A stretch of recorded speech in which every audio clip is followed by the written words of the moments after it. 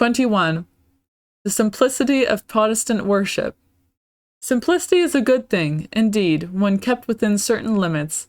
However, Protestant worship cannot by any means be called simple.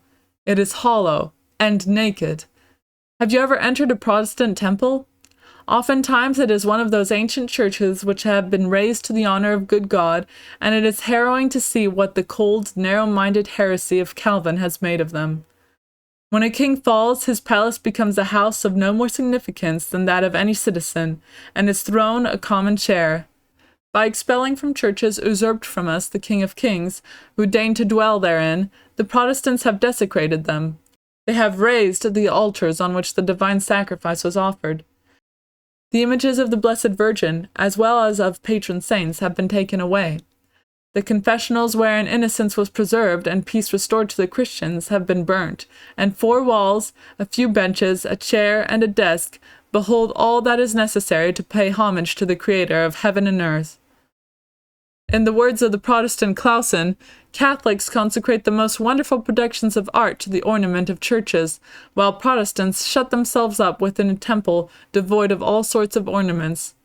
This, however, does not prevent them from lavishing immense sums to ornament with decorations of art their private residences.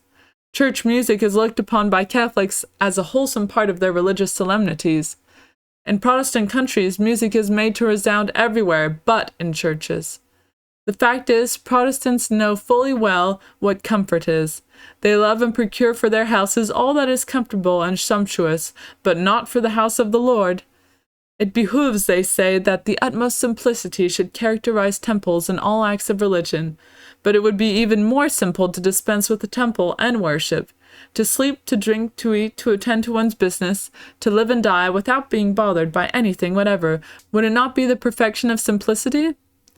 However, we should not be surprised at this distressing and chilling nakedness of Protestant worship.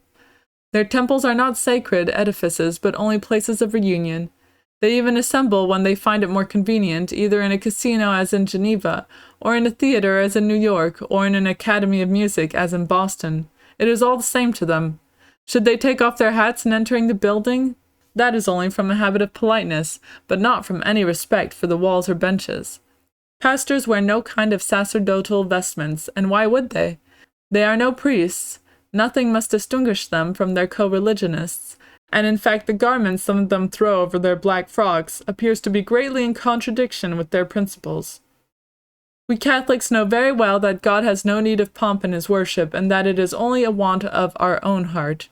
We know this well, but God has no need either of the magnificence of Solomon's temple. He did not need the gold, incense, and myrrh which was offered to him in the grotto of Bethlehem, but who would dare to affirm that those tokens of reverence and love were displeasing to him? The majesty of worship raises our souls to God through the means of sacred ceremonies, and rivets on prayer the imagination which is so fleety and quick in wandering away. We are composed of soul and body, and our whole being must contribute to give glory to the Lord. Our soul offers reverence, adoration, and love, but our senses contribute their part by the religious employment in which we occupy them in our churches, an employment which both purifies and sanctifies them.